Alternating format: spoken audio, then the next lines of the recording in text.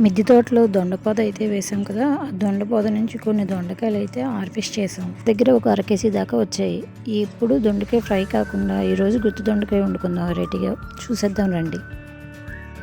అబ్బా, దొండకాయలు చూసారా ఎంత ఫ్రెష్గా ఉన్నాయో.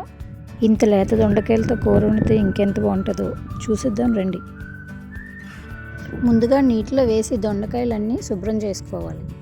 శుభ్రం చేసుకుని అవన్నీ ఒక ప్లేట్లోకి తీసుకొని దొండకాయకి అటు ఇటు ముచ్చుకులు కట్ చేసి గుత్తి వంకాయ కట్ చేసుకున్నట్లు దొండకాయని గుత్తి దొండకాయలాగా కట్ చేసుకోవాలి. ఇలా మొత్తం దొండకాయలన్నీ కట్ చేసుకొని రెడీ చేసుకొని పక్కన పెట్టుకుందాం. పొయ్యి మీద కళాయి పెట్టుకుని ఒక 5 స్పూన్ల ఆయిల్ వేసుకొని ఆయిల్ హీట్ అయిన తర్వాత మనం కోసి పెట్టుకున్న దొండకాయలన్నీ పొయ్యి మీద వేసి కొంచెం ఉప్పు వేసి మూత పెట్టి మగ్గనిద్దాం. దొండకాయలు మగ్గాయో లేదో చూద్దాం రండి. ఇంకా సరిగ్గా మగ్గలేదు.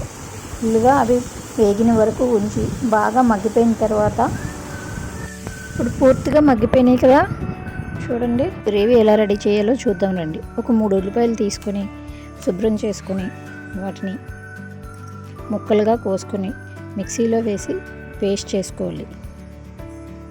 పొయ్యి మీద కళాయి పెట్టుకుని ఇందాకలో వేపిన దొండకాయల ఆయిల్ ఉంది కదా, ఆ ఆయిల్ యూస్ చేయొచ్చు. ఆ ఆయిల్ సరిపోకపోతే ఇంకొక 2 స్పూన్ల ఆయిల్ వేసుకొని ఆయిల్ మరిగిన తర్వాత కరివేపాకు, పచ్చిమిరపకాయలు వేసుకొని అవి వేగిన తర్వాత ముందుగా ఉల్లిపాయ పేస్ట్ చేసి ఉంచుకున్నాం కదా, ఆ ఉల్లిపాయ పేస్ట్ వేసుకోవాలి.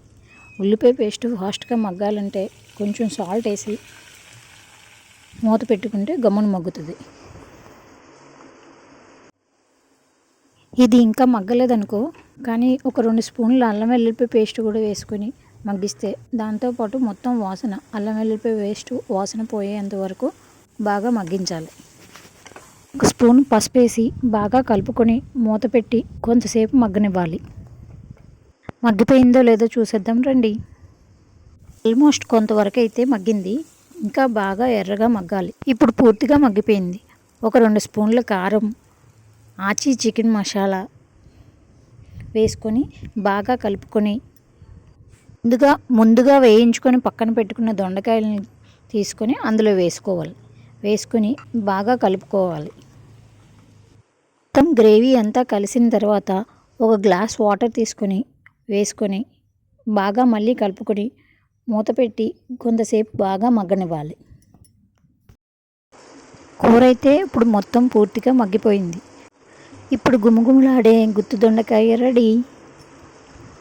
ఆఖరుగా కొత్తిమీర వేసుకుని గార్నిష్ చేసుకుని సర్వ్ చేసుకుందామా.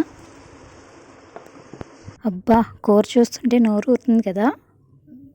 వేడివేడి అన్నంలో గుత్తి దొండకాయ వేసుకొని తింటే ఎంత బాగుంటుందో.